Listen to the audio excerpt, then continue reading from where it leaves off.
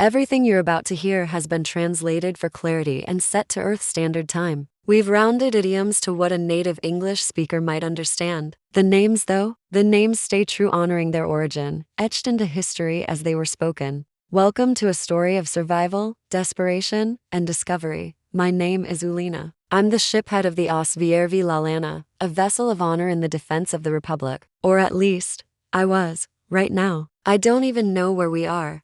Our ship was bleeding out into the void. We had taken a brutal strike from the Omni Union, a force we never expected in this sector, let alone on a mission this trivial. Our navigation officer lay motionless, fading in the medbay. My second in command was already dead, skull shattered when a console snapped free and crushed her during the first missile impact. I could still taste coppery blood in my mouth, and my ears were ringing from the concussive feedback of back-to-back warp jumps. The first jump was planned, the second, pure desperation. We jumped blind, shields down, and no idea what was on the other side. Our engineering bay had multiple hull breaches. Faster than light drives were offline, main engines unresponsive, gravity flickering, oxygen levels declining. I barely registered the words when Luna, my head of engineering, called out, "Sir, we've got breaches in multiple sections. We need to seal them and evacuate now. We're hemorrhaging air and power." My voice felt 100 years old as I replied through gritted fangs. "Seal the damaged sectors. Lock down all breaches.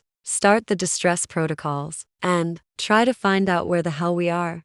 This was supposed to be a scouting op. Easy, routine, chart warp anomalies, record data, report home. Our shields hadn't even had time to spool up before we got nailed by those bastards. The second jump probably fractured our subframe. The nav system didn't even know where we landed. Intel's voice cut through the gloom. "Sir, the ship that ambushed us, it was a destroyer class. Not random. No way this was coincidence." I clenched my claws around the armrest. "Then, we've got bigger problems. If they were waiting for us, this wasn't an accident." My gaze flicked to our nav station blank. Dead. My officer Kron was in the medbay, unconscious. Ken, his sibling and our tactical officer, looked pale as she watched the monitors flicker to life in slow, agonizing intervals. They were hatchmates, Ken and Kron, siblings born within the same breath, bonded for life. The fact that they both ended up on the Lalana was a miracle of timing and fate. Their banter had made long deployments tolerable. I prayed Kron would pull through. His last act had saved us all, calculating a blind jump within seconds, giving me an out when death was moments away. Shiphead, Luna returned with a deeper report. "We've sealed off engineering, life support, and crew quarters. We'll need a spacewalk to repair damage. Gas loss is severe. We don't have enough reserves to repressurize all sectors. Take your time, but not too much. We're low on rations too," I quipped, more out of reflex than humor. "And propulsion?" I asked, already dreading the answer. "Sublights are dead. FTTL is exposed to vacuum. Could be radiation leaks, we can't tell without working sensors. Shields are completely offline. Frame integrity compromised." I let out a slow exhale. "Are we spaceworthy?" Luna hesitated. "Technically, but only just. We'd need dry dock for full repairs if the ship isn't totaled already." The Lalana was no greenhorn. I'd captained her for 12 years, but she'd served for 30. Once a corvette, now classed as a frigate, fast, aggressive, compact. She could hold 50, but we ran with 38. A lean, efficient crew. Or we had, before this. Casualties? I finally asked, fearing the answer. Luna glanced down, and the silence said everything. 6 dead, 10 critical, 4 unaccounted, 20 total. Half my crew. My breath caught in my throat. I felt the weight of it settle in my chest like stone. I forced myself upright. "Half's better than none. We'll update the logs. When we're rescued, I'll notify their next of kin." Ken stirred at the sensor array. "Sir, distress signal is broadcasting. Also, sensors are coming back. Any good news?" I asked without much hope. Luna returned grimly. "Radiation leaks confirmed. We're glowing." Ken checked coordinates. "We're way out. Beyond Republic borders. Also beyond space. Solar system nearby though. A yellow dwarf. 8 planets. 4 gas giants. Looks stable. A small flicker of hope. Any chance of supplies?" I asked. "Maybe. One of the planets has structures. The entire surface is covered. Possibly a capital world." And Sir Ken froze. The proximity alarm went off. Every officer recognizes those tones. The first two notes mean contact. The second two notes, identity, friend, foe, or unknown. These last two notes, I'd never heard before. Unknown. Ken breathed. Luna's fingers danced over controls. We're being approached. Massive vessel, twice the size of a battleship. Shields up, but weapons appear inactive. Ken's voice trembled. It's enormous. I've never seen anything like it.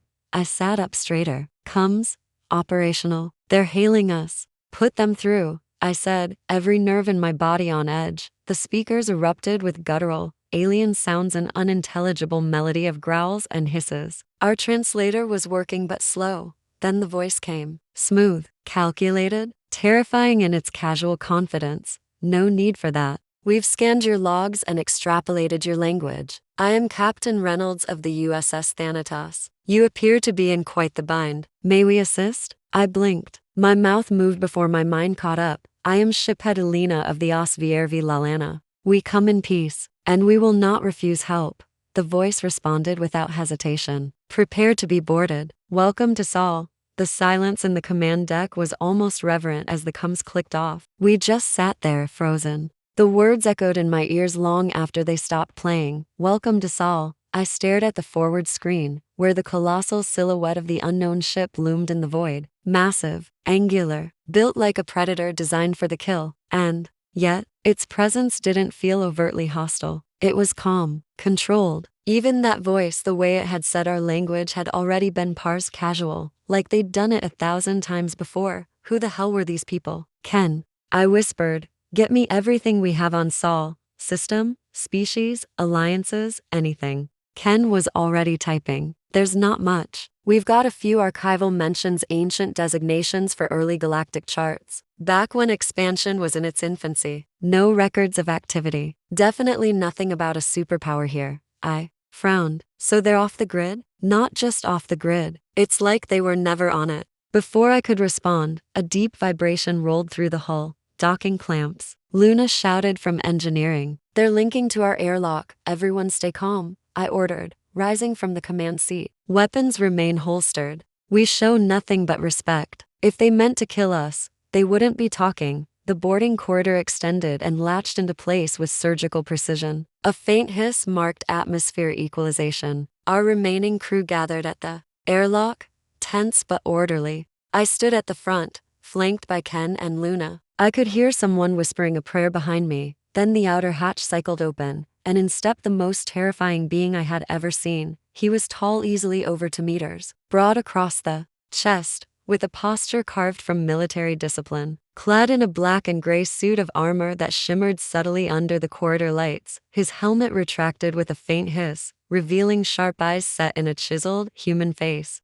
Hair clipped short, expression unreadable. Human. The stories came rushing back in waves. Old tales, whispers, myths of a species that burned hot and brief across the stars, that vanished before the galactic concord truly formed. Some said they died out. Others believed they'd hidden themselves. None of us thought they still existed. But now here they were. The man studied us with an analytical gaze that made me feel dissected. He stepped forward and extended a hand. Captain Jonathan Reynolds, United Systems Ship Thanatos. Welcome to the Sol system. I took the hand slowly, aware that every crew member behind me was watching. Ulena of the Lalana. We are honored. His grip was firm. You're lucky. Your jump coordinates landed you near Saturn. Most of the system's automated defenses flagged you as debris until our AI identified you as a ship under distress. You saw our logs? He nodded. Our ship's AI interpreted your broadcast and downloaded fragments of your datanet. Enough to get a rough picture. You've had a hard run. My breath hitched. We lost good people. This mission, it wasn't supposed to end like this. Most don't, he said quietly. Your crew needs medical. Come, we'll transfer your wounded first. Then your engineers. We'll tow your ship to safety. Luna stepped forward. We've got radiation exposure in our FTTL housing. Hull breaches, she's barely hanging on. Reynolds tilted his head slightly. Then we move fast. You've landed in a place that doesn't leave allies to die, and with that, a fleet of armored figures began boarding efficient, silent and unmistakably professional. Some carried equipment I didn't recognize. Others wore armbands marked with red symbols, clearly medics. They worked in coordinated waves, moving past us like a perfectly choreographed dance. Within 10 minutes, my wounded were on stretchers and escorted out. Within 15, Luna was coordinating with one of their engineers. The humans carried themselves like warriors, but also healers, builders, survivors. Reynolds stayed beside me as I watched the operation unfold. How long have your people been here? I asked finally. He looked toward the viewport. Long enough to learn when to stay quiet.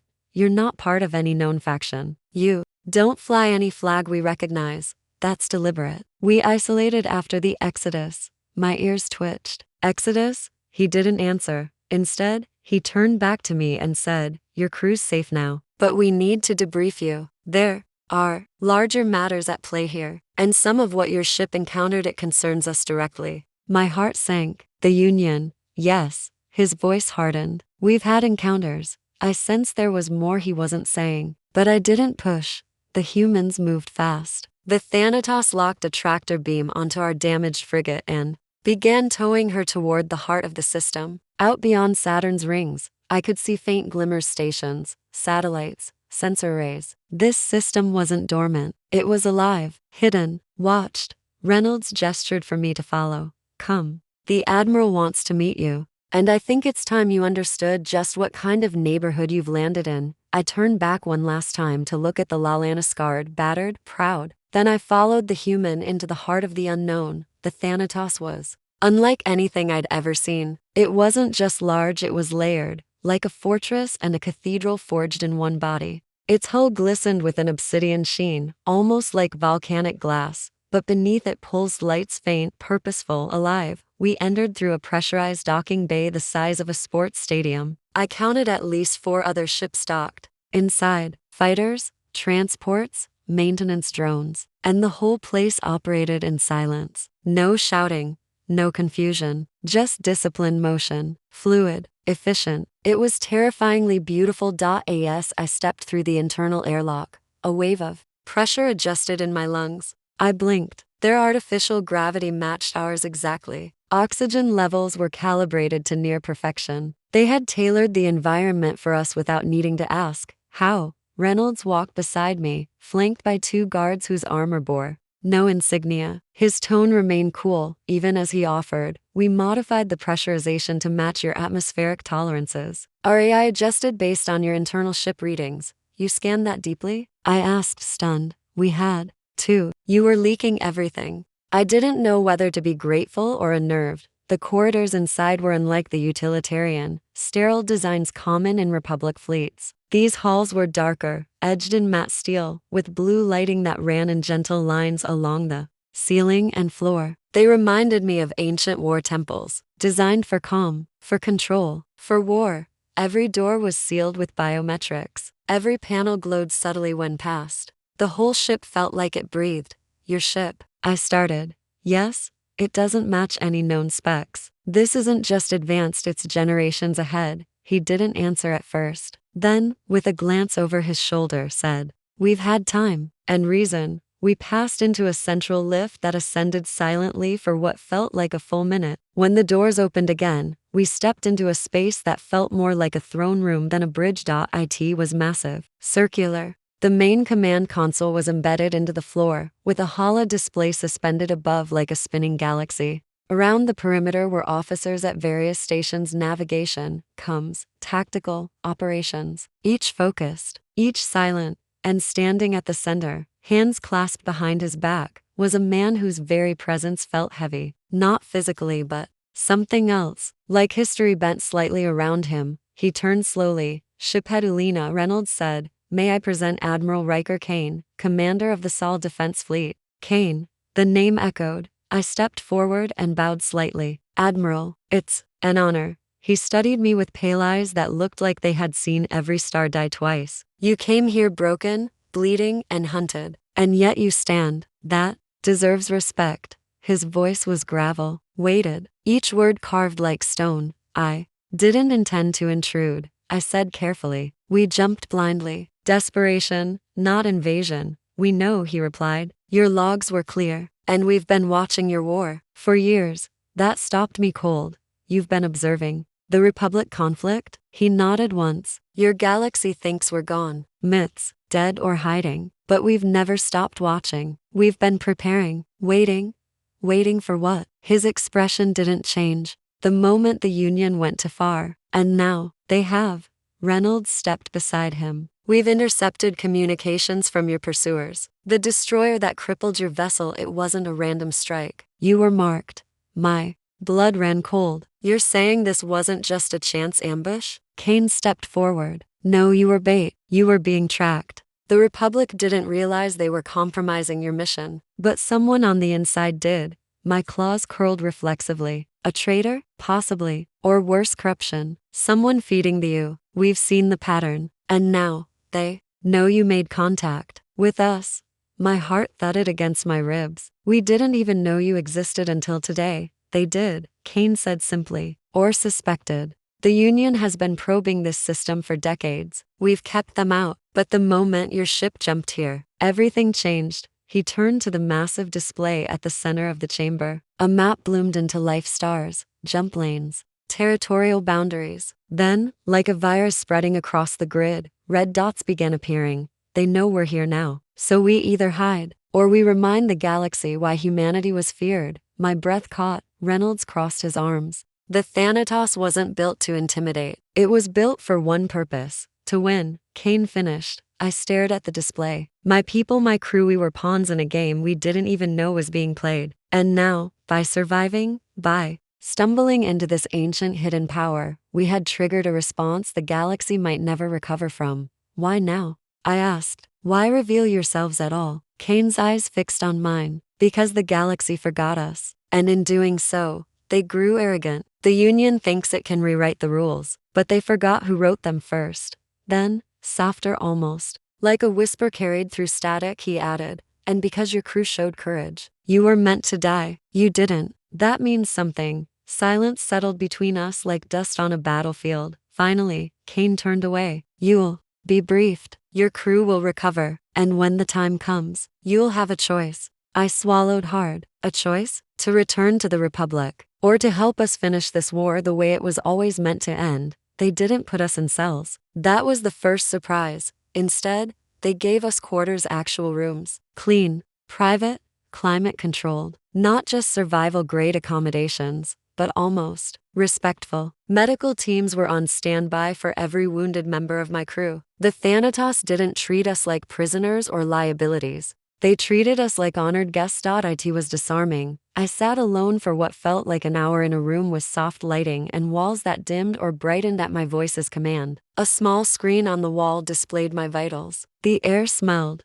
clean, not sterilized, just clean. Eventually, Reynolds returned. He entered silently, nodded once, then motioned for me to follow. We've finished the scans on your ship, he said as we walked. It's stable for now. We've sealed the radiation leaks and reinforced structural breaches. It's parked in one of our mid-tier dry docks for full reconstruction. You didn't have to do that, I replied, genuinely stunned. He glanced sideways at me. We don't do half measures. If you were an enemy, you wouldn't be breathing. But you're not. You're a guest. That comes with protections. Protections? I echoed, uncertain. Reynolds didn't answer. Instead, we arrived at what looked like an observation deck. It jutted out from the hull like the prow of a blade, with a fully transparent wall of alloy glass giving us a breathtaking view of the solar system, and beyond it Earth, a blue marble, swirled with white clouds and endless oceans. A world that breathed, lived. My breath caught. You're from there? I asked. Reynolds gave a half smile. Born in California, raised in orbit, never got used to the gravity on the ground. But yeah, that's home. It's beautiful. He stared at it with a strange, distant expression. Yeah, it is. That's why we disappeared. To protect it. I turned to him. Disappeared? He leaned against the rail. After the collapse, when the old wars ended, we knew the galaxy would never leave us alone. Humanity had made too much noise, caused too much damage. So we faked our extinction, went dark, hid our systems behind quantum cloaks, deleted ourselves from galactic archives, fractured all known jump maps. We built fleets that stayed underground for decades, raised new generations in silence. But why? I asked, almost unable to grasp the scale of it. Because we were tired of bleeding. He looked at me, and in his eyes, I saw entire centuries of grief. For every inch of territory we gained, we lost 100,000 lives. Every alliance turned into betrayal. Every victory led to new wars. So we stopped. We said, enough. And you think that worked? He chuckled bitterly. For a time. But silence only lasts until someone starts screaming again. The Union started screaming. Now we're awake. My throat was dry. You really believe war is the only answer? No, Reynolds said. But sometimes war is the only language the arrogant understand. And the Union's gotten real fluent. I turned back toward Earth. Cities sparkled across the shadowed curve of the planet. Orbital platforms hung like pearls above its skies. I could see the soft pulsing of satellites. The golden glimmer of solar webs stretched across the exosphere.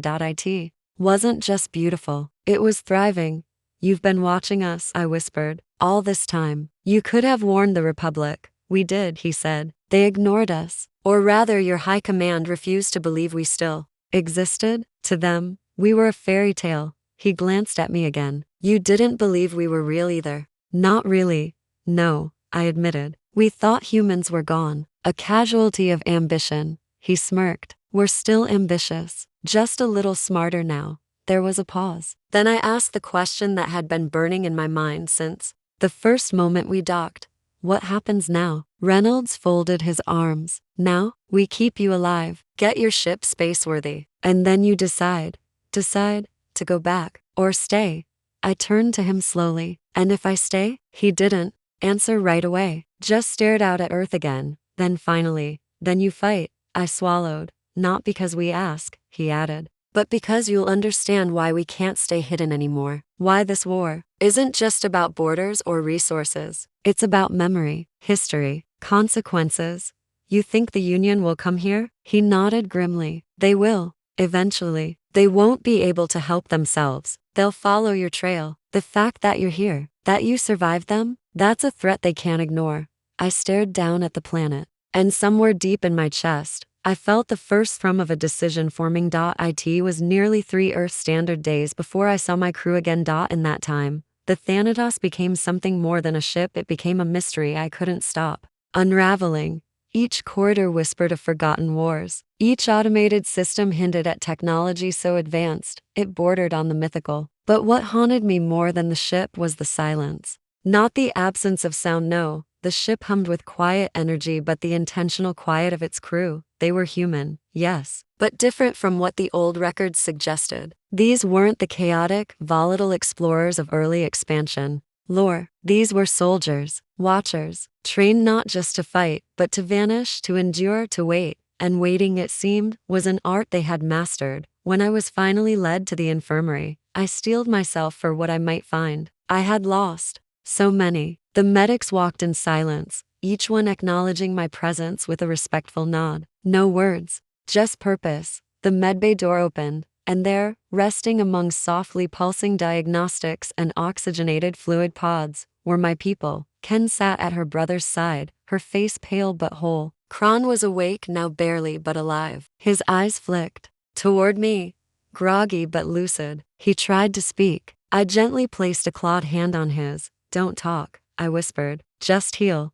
Ken rose and embraced me without hesitation. Her voice cracked. They saved him, Ulina. They saved all of them. Even Rila, who was impaled during the breach. They put her in something called a stasis tank. She's breathing.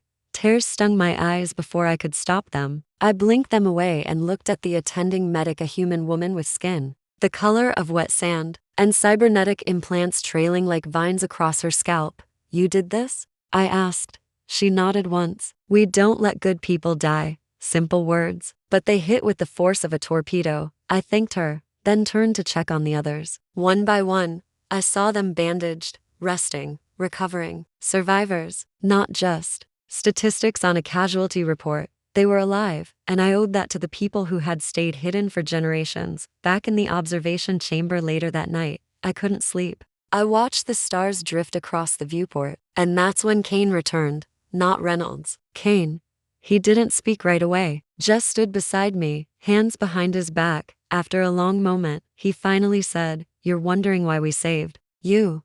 I looked at him. "Yes. Because the galaxy's forgotten how to be decent," he said. "We haven't." That silenced me. He continued, "When you fight a war in the shadows long enough, you start to see every move before it happens. The Union has grown bolder. You were a test, a chess piece. They wanted to see if anyone would intervene. And we did. You've drawn attention now," I said. "Exposed yourselves." Kane's eyes burned with cold certainty. "Good." I stared at him, trying to understand. "You want war?" "No," he said, "but we're ready for it." He turned to me then. "The Republic is fractured. Your command structure is compromised. Intel is corrupted. And worst of all, you're outgunned. The Union has weaponized propaganda, tech, genetics. They've evolved into something the rest of you can't keep up with. And you have?" I asked softly. Kane's answer came without hesitation. "We never stopped evolving." I thought of the Thanatos, of the artificial gravity calibration, the translator that cracked our language in minutes, the medical tech that rebuilt organs like clay. Yes, they had evolved, quietly, completely. Kane nodded toward a small data slate on the table. "Inside is a proposal. An alliance. We need eyes in the Republic. Someone trusted. Someone who can return without raising suspicion." "You want me to be a spy?" He didn't flinch. "I want you to be a bridge." I stared at the slate. "This isn't about revenge, shiphead," Kane said. "This is about balance. You've seen what the Union did to your ship. Imagine what they'll do when they find Earth." My blood ran cold. He stepped back, letting the stars speak for him. "When the fire comes," he said, "you'll either burn with them, or you'll be the one who lights the warning beacon." He left without another word, and I was left alone with the weight of history in my hands. I didn't sleep that night. How could I? Even with Earth's gentle blue glow stretching across the viewport and my crew resting safely in the medical bay, I felt like I was floating through history, untethered from everything I thought I knew. A few days ago, I was the commanding officer of a second-tier recon vessel on a routine scan mission. Now, I was standing on a ghost ship from a forgotten war, talking to men who had erased themselves from the galaxy and were preparing to re-emerge as judgment, and somehow, I'd become the bridge between them and the world we left behind. The data slate Kane had given me pulsed with dormant potential, sitting silent on the table like a loaded weapon. Inside it, I knew, were truths I wasn't supposed to know. Maybe things no one in the Republic had heard in a century. The idea of opening it terrified me, and yet, I did. A soft shimmer of holographic light flickered upward. Lines of data, maps, audio logs, visual records. The first thing I saw was a declassified segment titled Exodus Protocol. It showed Earth decades ago, a world teetering on collapse. From internal war, external threats, and the rising aggression of expanding alien empires. The footage was grainy but powerful. Orbital bombardments blocked by planetary shields, fleets evacuating civilians through emergency wormholes, humans loading their elderly onto cryo-freighters. They weren't fleeing from a single war. They were fleeing from 1,000 years of betrayal. Then came the silence. Earth wasn't conquered. It wasn't invaded. It simply disappeared from the network. Cloaked. Gone. What followed was a collection of clandestine operations, interceptions, stealth fleets, neutralization teams. They had assassinated warlords who grew too curious, sabotaged jump lanes that sniffed too close, planted false ruins and fake graveyards. They didn't just hide, they buried their own myth with military precision. They became ghosts. I sat back, in stunned silence. This wasn't exile. It was strategy. My claws tapped against the table's edge, restless. I understood now why Kane said the galaxy forgot them, because they made it forget. But now, they were coming back. The next file was labeled, The First Strike. It was an account of an raid not on human space, but on a neutral fringe colony. The Republic never knew about it. The reports had been wiped, the colony listed as destroyed in transit failure. But the truth? It had been testing grounds. Theo had annihilated it to trial a new weapon, something that fractured matter across quantum layers. Human agents had captured the remnants, studied it, and realized what it meant. Extinction, not conquest, not surrender. Extinction.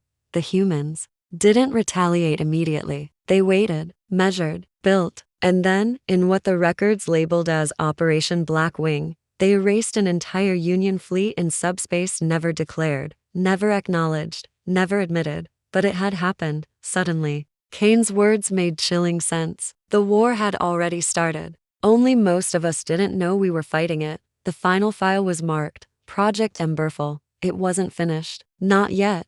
But it outlined contingency plans, strategic targets, fallback worlds, names. My name was there, Ulina, designated, potential vector. I didn't know whether to feel honored or horrified. The screen dimmed as I closed the slate. I stood up, my knees tight with stress. I needed to clear my head. The air was breathable, but it felt thick with ghosts and judgment. As I stepped into the corridor, I nearly ran into Reynolds. He looked like he hadn't slept either. Thought I might find you here, he said. Kane doesn't share that file. Lightly. I've seen enough, I said. Have you? He asked quietly. I stopped. He leaned against the wall, arms crossed. You think we wanted this? To stay hidden for generations? To let the galaxy spiral while we watched from the shadows? That's not cowardice. That's restraint. And we held it longer than anyone should have asked us to. You're not asking me to trust you, I replied. You're asking me to help you end the galaxy's longest Cold War. He nodded. Pretty much. I exhaled slowly. Then tell me why me? Why my crew? Why now?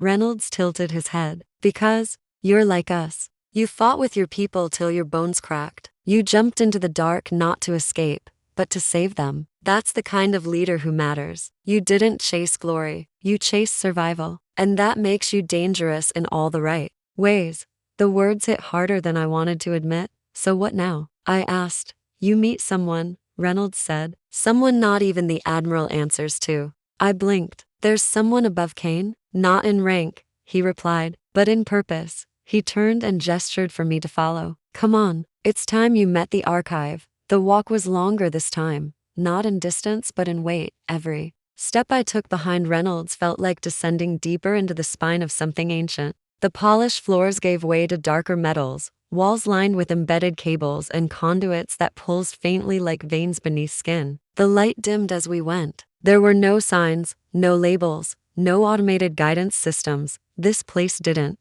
want to be known. We finally reached a door unlike any I'd seen before. It was round, plated in a matte alloy that absorbed light. No control panel, no interface, just a single handprint reader embedded into the wall beside it. Reynolds placed his palm on the scanner. For a moment, nothing happened. Then the door melted inward with a whisper, and the air shifted, thickened, like we'd stepped into a pressure vault or some sacred tomb. A chamber opened before us, massive and circular, like the heart of the ship. But it wasn't the architecture that stole my breath. It was the presence. The room pulsed with something I couldn't name. A hum I didn't hear with my ears but with the marrow in my bones. The walls were curved inward like a cathedral dome, and from the ceiling hung dozens of thin black strands, each trailing down into a glowing pool of liquid data at the center of the chamber, and floating just above. That pool was her. She wasn't real. Or perhaps she was more real than anything else I'd encountered so far. The figure shimmered with light and shape, a woman's form composed of particles shifting, folding, unfolding. Her eyes were closed, lips parted slightly, arms hovering at her sides like she was asleep and dreaming through galaxies. Then she spoke. You are Lena of the Lalana, shiphead, warrior, survivor, welcome. Her voice was a symphony, not a single voice but hundreds, layered together in perfect harmony. Ancient, infinite. I took a step back instinctively. Reynolds placed a hand on my shoulder. It's all right. She won't hurt you. What is she? I asked, barely above a whisper. She is the archive, Reynolds said. The soul of the Thanatos, the soul of Earth's memory, and possibly the last unbiased historian left in this arm of the galaxy. The archive opened her eyes. They glowed with starlight. I remember your world, Ulina, she said. I remember your species' first signal, your first fold engine, your first lie. I flinched, not at the accusation but at the truth in it. You've been watching us? I watch all, she said, but few watch back. Your kind looks outward, never inward, curious and blind, proud and afraid, but not unworthy. Reynolds turned to me. We brought you here because she chose you. Chose me? I asked. For what? To see. The archive answered. The chamber dimmed. The pool beneath her flared with golden light. Images burst into view, holograms spinning in every direction. I saw the rise of the Union, not from our perspective but theirs. Their early desperation, their homeworlds on the brink, the manipulations they endured to survive, then their pivot from survival to control, from necessity to conquest. They were victims once, the archive whispered. But pain left unchecked breeds monsters. The scene shifted. I saw Republic commanders ignoring intelligence reports, politicians pocketing favors, trade routes sold to shadows, battles delayed because of bureaucracy. I watched war unfold like theater choreographed, staged, always profitable. We're no better, I murmured. You are different, she replied. Because you know this. Because you still feel the cost. The chamber dimmed again. When it lit once more, I saw something that made my knees go weak. Earth, burning. A simulation horribly detailed. Orbital strikes. Civilian centers obliterated. Fleet carriers reduced to molten arcs in orbit. The Union's final blow. The moment they stop searching and decide to annihilate instead. I turned to Reynolds, breath catching. Is this possible? He nodded grimly. This isn't just a simulation. It's a prediction based on behavior, deployments, pattern analysis. If we do nothing, this is the future. The archive's voice softened. But futures are not fixed. They are tides, and tides can be turned. I felt like I was being torn apart from the inside. Reynolds walked toward the pool, turned, and looked back at me. The Republic is blind. The Union is patient, and Earth is the spark neither side sees coming. But you can change that. You can light the match, or smother the fuse. The archive extended her hand. See with my eyes, she said. I didn't know what made me do it. Maybe it was fear, maybe but I stepped forward. I reached out, and the moment my fingers touched hers, my mind exploded. Memories not my own, lives I'd never lived, knowledge that burned and seared and healed and whispered all at once. 1,000 truths passed through me like stars falling through atmosphere. And just before I blacked out, I heard a voice, not hers, mine, saying yes. I don't know how long I was unconscious. Time lost meaning inside the archive. When I woke, I wasn't in the chamber anymore. I was somewhere softer, quieter, a small room, wrapped in dim blue lighting and the faint hum of machinery. A medical drone hovered silently nearby, monitoring my vitals. For a moment, I wasn't sure who or even what I was, but then memory returned, not just mine, hers. I sat up slowly, clutching my chest, as if something immense still pressed against my ribs from the inside. My heart was racing, my vision blurry. I had felt entire lifetimes pass through me, entire civilizations rise and fall like notes in a symphony. And though I couldn't remember all of it clearly, fragments clung to the edges of my mind like frost. The archive didn't just show you truth, she shared it with you. The door opened, and Reynolds stepped in. You're awake, he said. I didn't reply. My mouth was too dry. I simply nodded. He approached carefully, as if I were something volatile now. Maybe I was. She's never done that before, he said quietly. Linked like that. I swallowed. My voice scraped like sand. What was that? She showed you more than she was supposed to. Normally she filters, calibrates, but with you. He shook his head. She let go. I blinked slowly. Why? Reynolds sighed and sat across from me. The archive is more than a machine. She's part AI, part neural matrix, and part, well, no one really knows. Her core was salvaged from an ancient human colony that predates the Exodus. She's been evolving ever since. She's alive, I said softly, in her own way, he agreed. But she doesn't feel, not like us. She learns, she adapts, and for reasons she hasn't explained, she chose to trust you. I looked down at my hands. They were shaking. She showed me Earth's fall, I whispered. The simulations, the Union's invasion, the death toll. It's unthinkable. It's worse than you think, he said grimly. That simulation didn't even factor in collateral collapse, refugees, ecological backlash, cascade AI failures. You're looking at the end of Sol as a viable system. My breath caught. And no one knows? No one outside this ship, he replied. Not yet. I looked him in the eyes. Then we need to warn them. He raised an eyebrow. Warn who? The Republic, High Command, anyone who'll listen. He didn't smile. And how many will listen? The silence between us said everything. I had just seen truths that shattered worlds. But outside this ship, politics ruled, egos ruled, and information, especially dangerous information, was buried faster than it was believed. I leaned back against the wall, the exhaustion sinking in all at once. So what do I do? Reynolds stood. You rest, you recover, and then you decide. If you're willing to act. To act how? He walked to the door. We have plans. We need allies. You're not the first we've contacted, but you might be the first to understand what's at stake. And if I say no? He looked back at me, eyes like steel. Then we wipe your memory and return you to your ship. You'll remember the attack, the rescue, but not us, not the archive, not the truth. I stared at him, stunned. You can do that? He nodded. We have done it. The door hissed open behind him. But I don't think we'll need to this time, he added, and then stepped out. I sat there in silence, trying to breathe past the storm in my chest. He was right. I couldn't forget.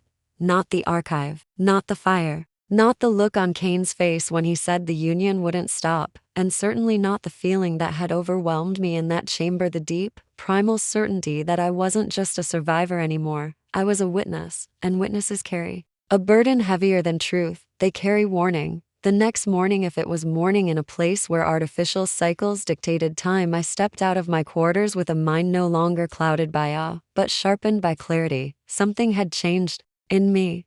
The archive had opened more than memories. She'd cracked open purpose. I wasn't just a lost commander anymore. I was now something dangerously rare in the galaxy, a believer with first-hand truth, and that made me a threat. As I entered the upper deck briefing hall, I was met with the low hum of synchronized systems and hushed conversation. My senior officers were gathered at a curved black table built into the floor. Ken sat upright, dressed in the fitted black uniform issued by the Thanatos crew. Kron was present too, pale but upright, supported by an exoskeletal brace. Luna stood at the edge, hands behind her back, her expression unreadable. They all turned to me as I entered. Ken was the first to speak. Captain, you look different. I offered a dry smile. I feel different. Kron nodded slowly. Reynolds told us you were being briefed on something classified. More than briefed, I said, lowering myself into the seat at the head of the table. I saw it, all of it. They didn't speak. They waited. They're not hiding because they're weak, I said. They're hiding because they've learned how dangerous the galaxy becomes when humans decide to show up. With both eyes open, Luna raised an eyebrow. And now they're done hiding? I nodded. The archive showed me what the Union is planning, what the Republic won't admit. Earth isn't just a forgotten system, it's the final tipping point. If the Union finds it, they will destroy it. Ken leaned forward. We have to warn Command. Get a message back to Central Intelligence. We can bypass military channels, go straight to the assembly. No, I said quietly. Ken blinked. What? We're not warning anyone. Not yet. The room froze. They won't believe us, I continued. You've seen what bureaucracy does to inconvenient truths. If we tell them now, it'll be redacted, classified, buried, and we'll be buried with it. Kron gritted his teeth. Then what do we do? Just wait while the Union arms itself for genocide? We act, I said, but not as pawns. As allies? Luna narrowed her eyes. Allies of them? I looked her square in the eye. Yes. A tense silence followed. Then Reynolds entered. He didn't speak right away. Just walked to the far end of the table and activated a projection. A 3D image appeared, a rotating tactical map of Union space. Points of light blinked: fleets, garrisons, orbital strongholds. Then came red pulses, soft, slow, indicating movement. Probabilities. Deployment predictions. It looked like a storm waiting to break. We've confirmed it, Reynolds said. The ship that ambushed you was a hunter, not an anomaly. The U has begun Phase 1 movement toward the outer sectors. They're laying down new beacons. That only happens before war. Luna frowned. Why now? Reynolds zoomed in. Because, the moment you arrived here, they realized what you might have found. They won't risk you returning. Ken's voice was a whisper. They're coming for us. Reynolds nodded. Not just you. Anyone who followed your signal trail. Scouts, traitors, rogue analysts. They're already sanitizing the corridor. He turned to me. You have two options. Go back to the Republic, try to convince them of the threat and likely be ignored. Or, stay, work with us. We're not just planning to defend Earth, we're preparing to push back. I stared at the map. So much red. Then I looked at my crew. Kron, whose last conscious act had saved us all. Ken, who had watched her brother nearly die. Luna, who never once stopped patching our ship even as it crumbled around her. They weren't just crew, they were family. And I wouldn't feed them to a Republic that refused to see. I looked back at Reynolds. What would you need from us? He replied without hesitation. Your ship, your knowledge of recent Union tech, your tactical logs, and your silence, until the time is right. And in return? He smiled. In return, we teach you how to survive what's coming. I looked at my crew again. They said nothing, but one by one, they nodded. That was the moment it happened. Not the signing of treaties, not the pledging of oaths, just a nod. A quiet understanding between warriors who had stared into the dark and chosen to light a fire instead of turning away. I stood. Then we're in.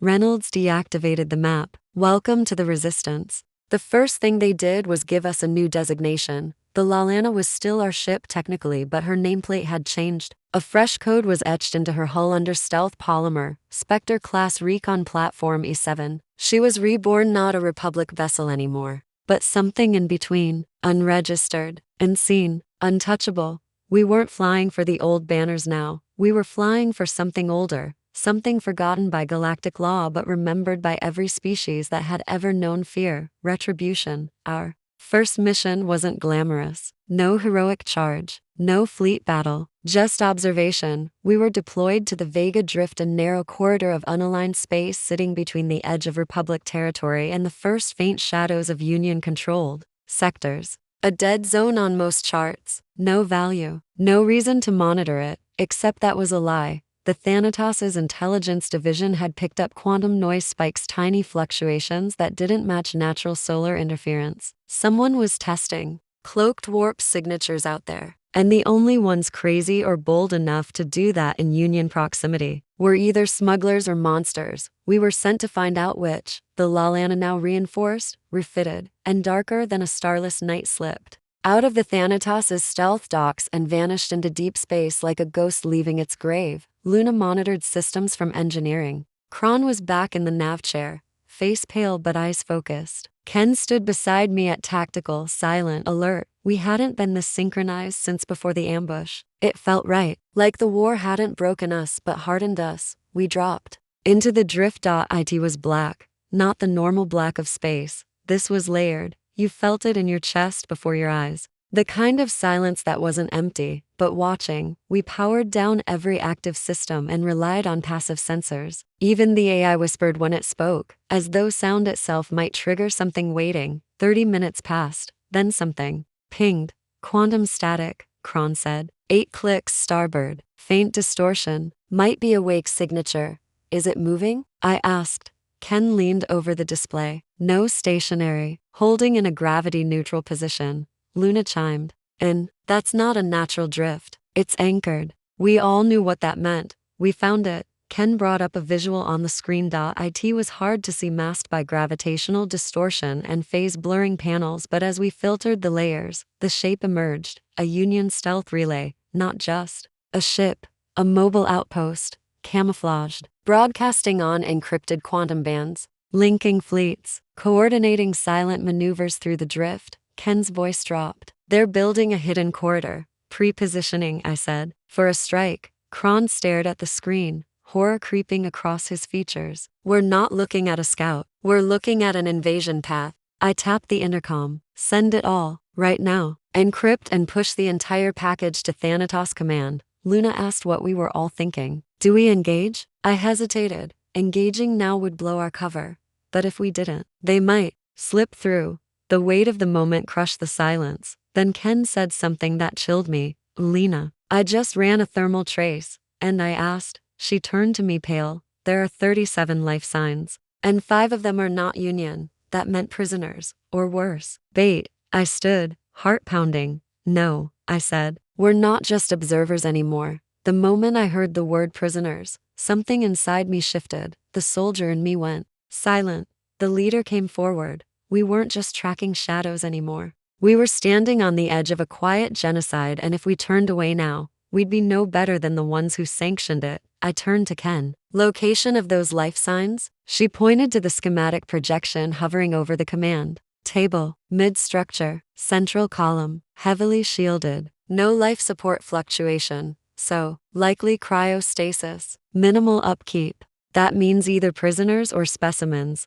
That word burned. Luna's voice was low and even. So how do we crack a cloaked Union relay without alerting their entire corridor? Kron leaned in. We don't. Not without help. I tapped. The encrypted comms line. Thanatos command. This is Spectre 7. We've confirmed an active Union black site with unauthorized containment protocols and non-Union life forms. Authorization requested for tactical breach. Static. Then, authorization granted. Execute under black signal. You are clear to engage. No traces. No survivors. There it was. No glory. No medals. Just silence and the license to burn. I stood. From my chair, my blood like cold iron. Prep the boarding gear, I ordered. Luna, you're on stealth entry. Kron, plot our silent drift to within 500 meters. Ken load EMP darts and phase-piercing rounds. We do this quiet. We do this fast. We launch 2 pods needle-thin insertion tubes loaded with countergrav drives and phase skin. No transponder. No emissions. We ghosted through space like dust caught in the breath of the void. My team moved in total silence. It was just us, 4 shadows in black suits, 4 ghosts with teeth. We latched onto the relay's underbelly, a maintenance hatch shielded by magnetic interference and cloaked hull. Luna hacked it like a musician tuning her favorite instrument. Within seconds, the hatch slid open with a whisper. We entered hell. The inside of the relay was surgical in design, sleek black panels, smooth lightless halls, no visible seams. It felt alive, pulsing slightly with low energy oscillations. We moved in staggered formation, weapons raised, eyes scanning. Ken whispered through the comms, pulse scans detect no roving patrols. It's automated defense, pressure sensors, motion-based triggers. They don't expect intrusions. That's their first mistake, I whispered. We reached the central column, a large cylindrical chamber sealed by molecular locks and quantum phase doors. The life signs were inside. Luna, I asked. She didn't answer. She was already moving fingers, dancing across a portable injection key, slicing through data like silk. A spark, a blink, a low whir, then the door opened. Cryo chambers lined the walls, 12 in all. Glass lids fogged with internal cold. But it wasn't the sight that broke me. It was the sounds, soft, gasping heartbeats, digital pulses whispering alive, alive, alive. Ken's voice caught in her throat. Gods, inside those pods were people, humans, real ones. Not Lalana, not hybrids, humans. I stepped forward, pressing a hand against one of the pods, a young girl, no older than 20 cycles, hair braided, skin pale, lashes fluttering in cryo dreams. A tracker embedded in her temple, glowing faintly. They weren't prisoners, they were specimens. We pull them all, I said. Now, Ulina. Kron started, but I cut him off. No debates, no politics. We get them out. Ken and Luna moved fast, initiating the rewarm sequence. The air filled with steam and soft beeps. The girl stirred first, her eyes cracking open in slow terror. She looked at me, a non-human, and instead of screaming, she reached out. I took her hand. It's all right, I said gently. You're safe, a lie I hoped to make true, but fate had other plans. An alarm pierced the air, a sharp wail, not from this facility, but from deep space. Union code, burst comes, emergency redirect. Luna paled. They know, they're coming. We didn't wait. We extracted all 12 cryopods, sealed them in evac harnesses, and ejected an emergency beacon tethered to a stealth pod courier. The girl squeezed my hand, not knowing my name, not knowing what ship she was aboard, but trusting me like her life depended on it, because it did. We escaped moments before the Union patrol wave dropped out of warp. 24 warships. An entire subfleet deployed to erase a secret that never existed. But we weren't there anymore. We were already gone. We didn't breathe until the stars changed color. That's how you know you're far enough, when the light no longer carries the memory of what almost killed you. We emerged from deep warp burn in a cold system just outside the edge of the ghost line, a pocket sector unclaimed and overlooked. Our stealth cores cooled in the shadow of a dead moon, while Luna ran diagnostic after diagnostic to make sure nothing Union-tainted rode with us through the drift. The pods were silent now, humming gently inside our main hold. We didn't dare wake them yet, not until we knew they were safe. Really safe. The girl, the one who had reached for my hand, was still in cryo, but her vitals were steady. No spikes, no contamination, no tampering. I watched her through the glass for hours. Her face reminded me of a dozen stories from the archive. Civilizations that forgot what it meant to protect their young. Empires that prized power over innocence. The Union had clearly started harvesting again, and we were the first to catch them in the act. Reynolds' voice came over encrypted burst comes that night, you were supposed to observe. I didn't respond immediately. He said again, you weren't authorized to intervene. My voice, when it came, was quiet but solid. They weren't data points. They were children. A long pause followed. Then Reynolds exhaled. Understood. It wasn't permission. It was acceptance. The next day, the Thanatos found us. She didn't arrive like normal ships do. There was no warp flare, no gravitational ripple. One moment we were alone and the next, she was there, hanging in the void like a black cathedral, silent and immovable. We docked. The atmosphere changed the moment we stepped back on board. We weren't strangers anymore. The stares we got from Thanatos crew were no longer cold, calculating assessments. They were nods, respect. They knew what we had done and what it meant. We brought the cryopods into containment medbays. Human doctors, real humans, born of Earth, children of the vanished line, surrounded the pods with reverence. These were their own, lost siblings from fractured lines of history. Some of the techs cried. Kane met us in the central command gallery. He didn't offer congratulations. He offered gravity. What you did, he said slowly, wasn't just brave. It was loud. He turned the main viewer on. A dozen Union systems were now broadcasting encrypted movement. Fleets shifting. Patrols vanishing. Civilian traffic rerouted. They're closing the corridor, Kane said. Whatever window we had is narrowing. Ken crossed her arms. They'll come looking for the pods. They already are, Kane replied. But they won't find them. He stared at me. You've forced their hand, Ulina. And for that, we're grateful, but also vulnerable. Now, we can't wait. We have to act. I frowned. Act how? Kane tapped a control pad. The map shifted. A new region lit up. Not Republic space. Not Union territory. The Divide. A lawless strip of exiled civilizations, pirate enclaves, abandoned mining systems, and forgotten religious colonies. Kane said, the Union has a fallback base here. Underground. Beneath a gas giant. It's off-grid. Hidden even from most of their own command. But we know where it is. We think that's where the other missing cryo units are going. My pulse quickened. Ken stepped forward. You want us to go in again? Kane didn't blink. No, I want you to lead the infiltration. I stared at him. What? You've seen their containment procedures. You've breached their encryption. You've made them bleed without ever raising a flag. That's what this war will need. Not brute force. Not declarations. But precision. Fire in the dark. I swallowed hard. And if I fail? Kane stepped close. Then we go loud. And the galaxy burns. The Divide wasn't a place you went. To.it was a place you survived. Officially, it didn't exist. On star charts, it was labeled Unstable Sector Miss 43, a polite way of saying don't ask, don't go. But in truth, it was a vast rift where treaties died, where exiles built kingdoms of ash, and where empires dumped their secrets and sins, hoping the darkness would keep them buried. It didn't. We entered the Divide under full shadow. Protocol. Our transponder was burned, our ship's signature rewritten, our weapons silenced to the point of near uselessness. We were now ghosts within a graveyard of war. The mission was clear. Locate the underground Union facility beneath the gas giant. Designated Taipihan 7. The intel was tight narrow. Just a few cross-referenced anomalies, ancient drone recordings, and a single fractured signal that screamed one word, help. It was enough. Our ship's outer hull was painted with chameleon alloy, flickering with heat mimic sensors that mirrored drifting debris. We rode alongside wreckage fields like sharks beneath the surf, slipping past warlords, scavengers, and automated mine networks that didn't care who you were, only that you had a heartbeat. The closer we got to Taipihan 7, the colder it became.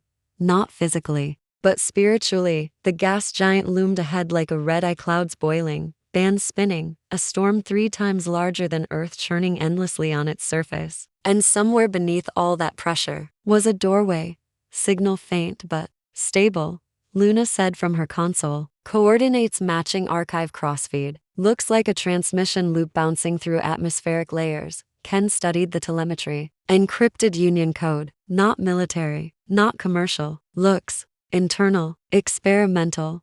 Kron frowned. Biocontainment or psychops? Maybe both, I muttered. We launched a probe into the atmosphere. It didn't make it 10 seconds. The pressure crushed it like foil, but it got far enough to confirm there was something down there, a structure, deep, built into the metallic hydrogen layer. Only one way in, I said. Everyone looked at me, and they knew we were going in. We switched to drop pod configuration, one of Thanatos's nastier secrets. Modular recon vessels that broke into layered insertion cores, designed to survive falls that would shatter starcruisers. Reinforced carbon fold shells, internal grav dampeners. We launched. The ride down was hell. Atmospheric entry in typhons. Upper layers was like being dragged through a storm with teeth. The sky screamed. Static turned to thunder. Lightning forked through clouds like gods fighting in the dark. Our hull groaned under pressure. Systems blinked out. Came back. Luna shouted warnings. Kron vomited and kept piloting. And then silence. We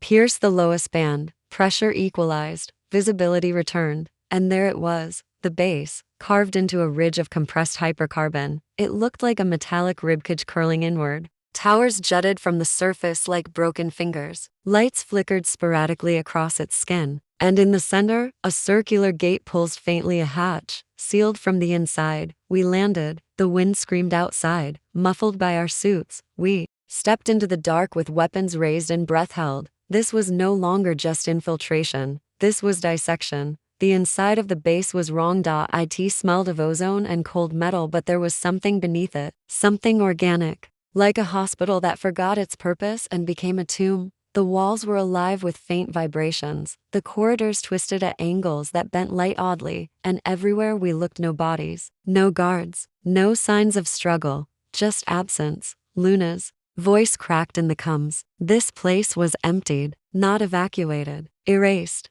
Ken pointed toward the far wall. No, not erased. Embedded in the metal were fingerprints, dozens of them, burnt into the alloy, like someone had tried to claw their way through steel. I felt my breath hitch. Kron whispered, "What the hell were they keeping here?" I moved forward, and then we heard it. A voice, not over comms, not through speakers, but inside our heads. "Come down. Come see. We're still here."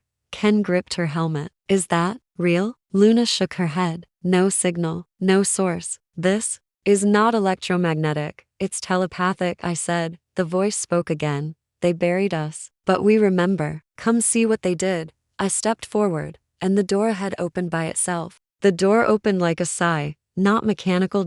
Organic. It peeled back in folds, whispering against itself with a sound that didn't belong in any galaxy I'd ever known. It wasn't just metal or alloy. It was something alive, something that remembered being touched, and it let us in. We stepped through, weapons raised, but no amount of firepower prepared us for what waited on the other side. The chamber was vast, circular, domed, carved directly into the bedrock of Typhon's interior strata. Its walls glowed faintly with blue etchings, like veins under translucent skin. Machines hung from the ceiling like insects twitching softly. And in the center of the room, pods, dozens of them, maybe hundreds. Not cryo, not containment.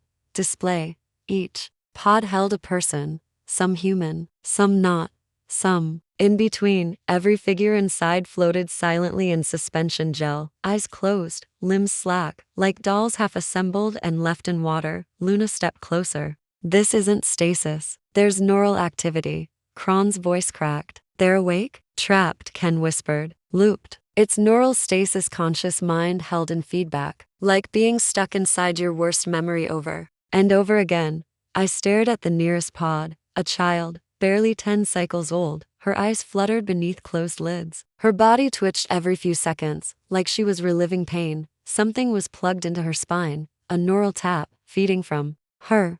Luna checked her scanner. "It's pulling emotional resonance, guilt, terror, grief. They're turning pain into data. They're farming it," I whispered. That's when I understood. This wasn't a base. It was a refinery, a factory, for suffering, and the Union had built it in secret, not to destroy enemies, but to learn how to break them perfectly. Ken stepped to the central console. Her face was pale, eyes wide. "There's a log, looping in the system. A last entry. Play it," I said. The speakers crackled. A voice filled the chamber, tired, broken, whispering. "They told us this would end. The war, That if we learned how to weaponize memory, we could defeat any enemy. They lied. We didn't end the war. We became it. Then silence. A terminal beside the pod blinked. Name. Subject to 1-7 species. Human hybrid origin. Earth undocumented extraction status. Resonance stable request. End. Ken turned to me. Captain, we can't leave them like this. I know. I said. We can't save them all, Luna warned. Even if we try, we're outgunned. Out of time. The Union is going to backtrack. That signal burst the second they decode it. Kron's voice was barely a whisper. Then we give them nothing to decode. I made the call. Prep the fusion charges. Set timers. Stagger the overloads. We light this place up from the inside out.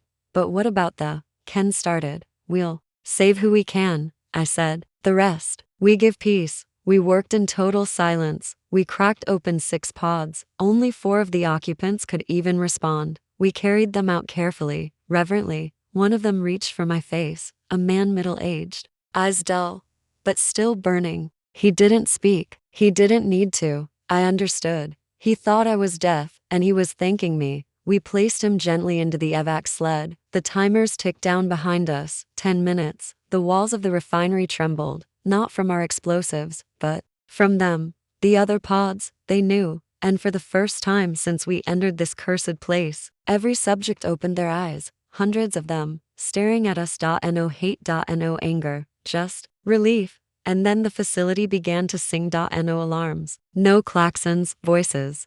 Thank you. Thank you.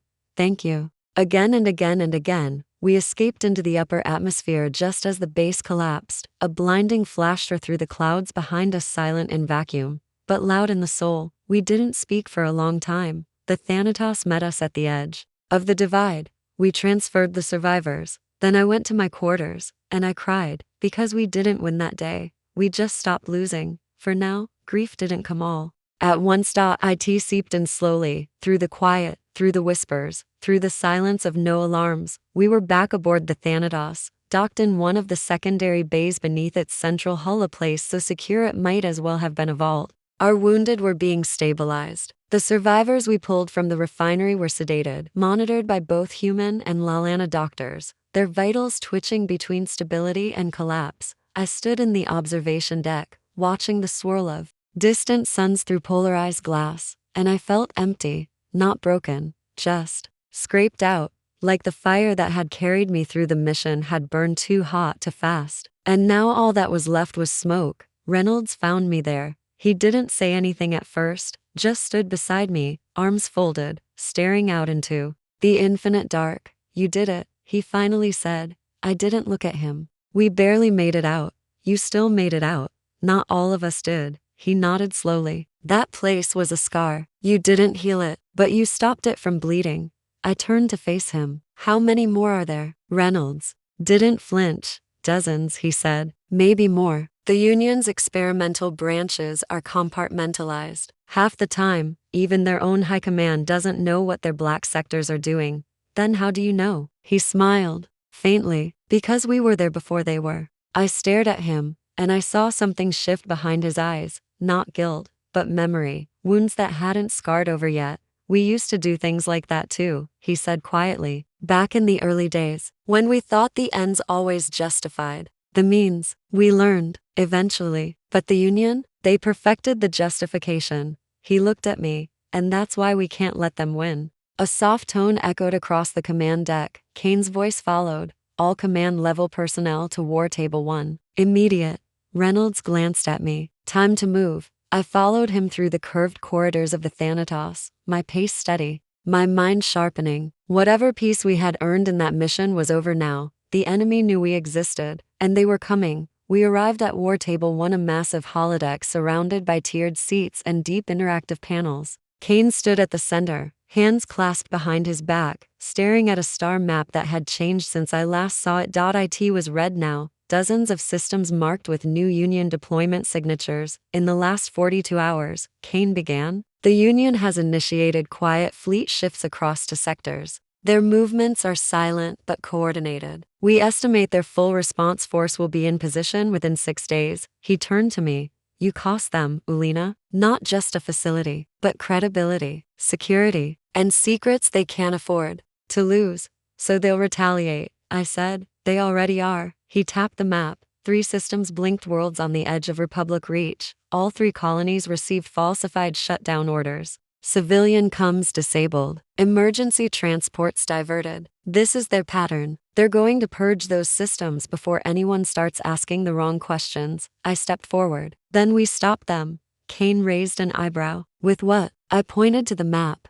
With us. You don't have the numbers, he said. Then we don't fight with numbers. Kane studied me for a long time, then gave a small nod. Reynolds spoke next. We'll hit them surgically. Sabotage their comm relays. Corrupt their pathing nodes. Make them think their own intel is wrong. Kron, Ken, and Luna entered behind me, suited, focused, ready. You're going to need a distraction, Ken said. Something big enough to blind their orbital scans. Luna grinned. I have a few fusion core toys I've been dying to play with. Kron just nodded once. I'll fly us in. Quiet, dirty, below system radar. They won't even know we're there. Kane tapped a control. Operation Scorch Fail begins now. The lights in the chamber dimmed. The map shifted. Targets locked. The room cleared, one by one. But Kane stopped me before I left. His voice was low. There's a moment in every shadow war, he said, when silence turns into song. Not music, not words, but a tone, a frequency that tells you everything is about to change. I stared at him. And this is that moment? Kane smiled faintly. No, he said. That moment was when you said yes. We launched at 0300 ship time. No ceremony. No briefing. Just motion. The Lalana, now fully shadow-fitted and registered under a phantom identity, slid out of the Thanatos like a knife, unsheathing itself in silence. Her hull shimmered with active counterphase camouflage, every inch tuned to deflect scan pulses and mimic space debris. She wasn't a ship now. She was a mirage. Our mission was split into 4 objectives, each time to overlap like gears in a machine that never made noise. Objective 1. Sever Union com traffic to the 3 target systems. Objective 2. Insert Luna and Ken into orbital uplink nodes to corrupt navigational beacons with false telemetry. Objective 3. Deploy Kron and a stealth drone to lay a decoy signal across the secondary gate corridor, baiting Union reinforcements away from their real target. Objective 4. Hit their groundside advance base. Not to destroy it, just to wound it badly enough that it bleeds confusion into every sensor and command feed for light years. We had 8 hours. After that, Union reinforcements would break stealth protocol and flood the system. We hit the drift corridor under full cloak. Kron piloted the Lalana like it was an extension of his own nervous system, diving between grav shadows, skimming against thermal plumes, evading long-range pings like a whisper, dodging a scream. Luna prepped her breach gear in silence. Ken loaded phase disruptors with custom mixed dispersal charges. They weren't meant to kill, they were meant to lie. Reynolds had trained us well. This wasn't warfare. This was misdirection perfected. We reached the first node above Calden via Union-controlled mining world slated for emergency extraction. That was code for sterilization. Anyone not already removed was marked as a non-essential variable. We changed that. Ken and Luna dropped in via phase sled, no engines, no trails, just descent by magnet glide, touching down on the outer rim of the orbital relay like ghosts arriving home.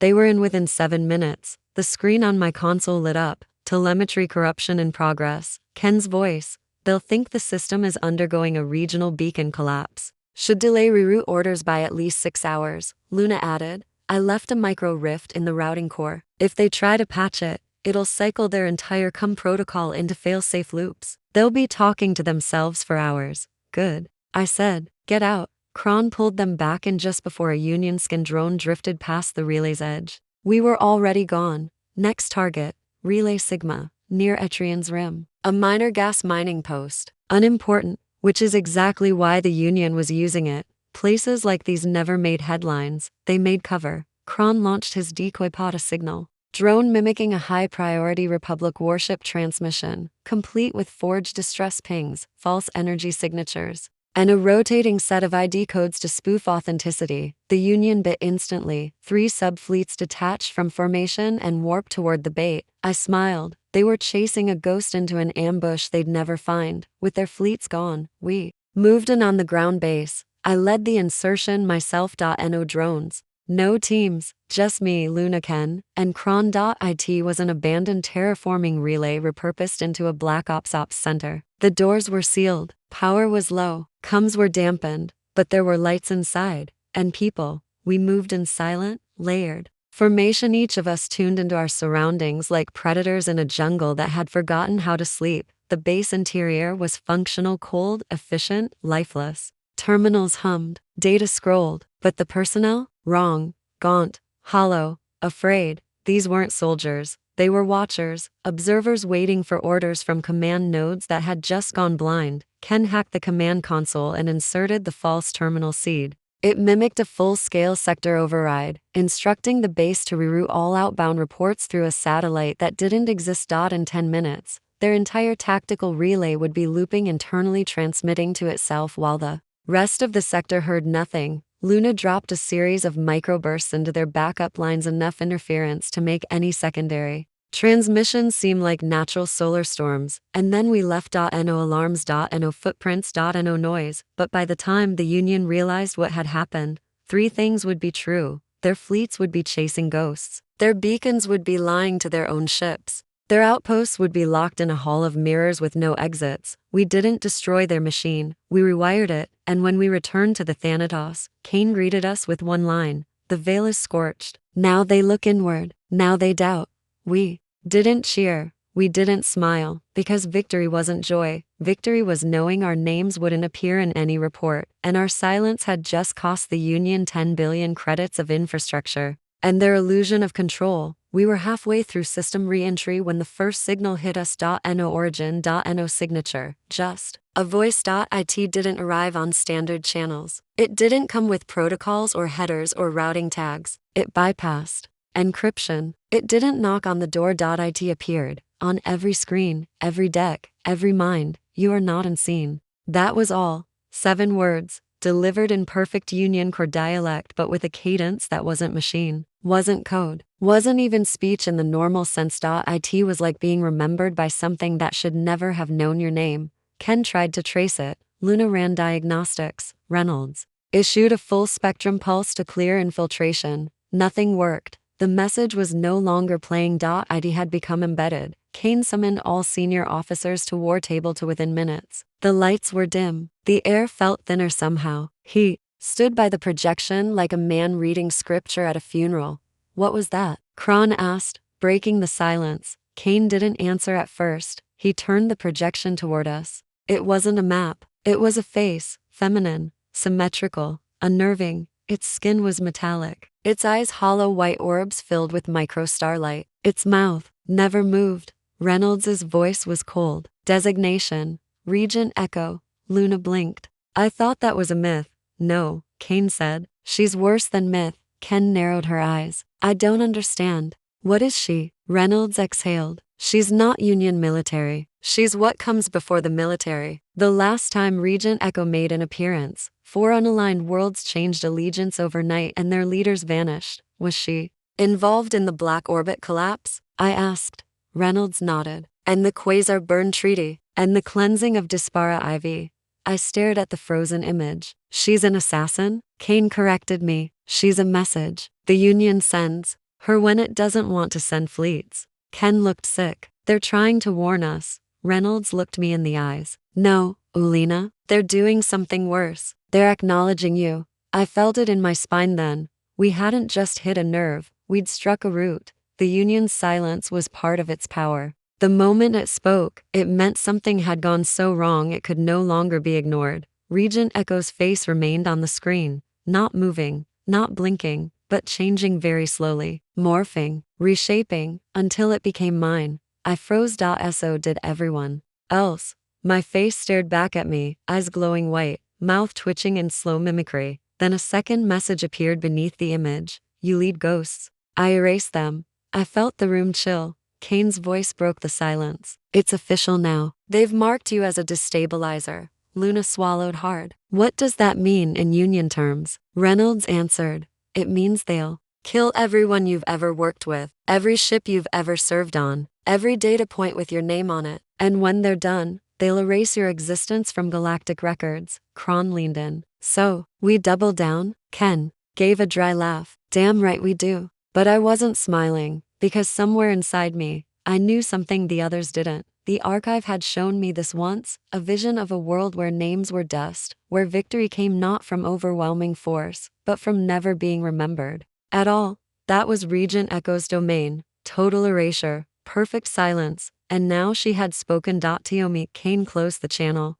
The image vanished. The room dimmed further. He looked at me, not as a commander, not even as a soldier, but as a threat. Are you ready for what comes next? He asked. I didn't blink. Yes, because war doesn't begin when the first shot is fired. War begins when your name becomes dangerous. We didn't speak her name again, after the message, after the mimicry, after those 7 words that shook every deck. It was like invoking a storm by saying the name of the wind. So we didn't. But that didn't mean we forgot. Kane ordered full lockdown of Thanatos systems. Every subsystem went into encrypted silent mode. No outgoing transmissions, no automatic routing. Even the AI shut itself down into sleep cycle redundancy. Total blackout, total preparation. He stood at the edge of the war table, arms crossed, his voice steady, cold. This is no longer an operation. It's a declaration. The Union has chosen its weapon. Now we choose ours. The crew was silent, because we knew what was coming. Strike or wait, react or lead. I made the choice.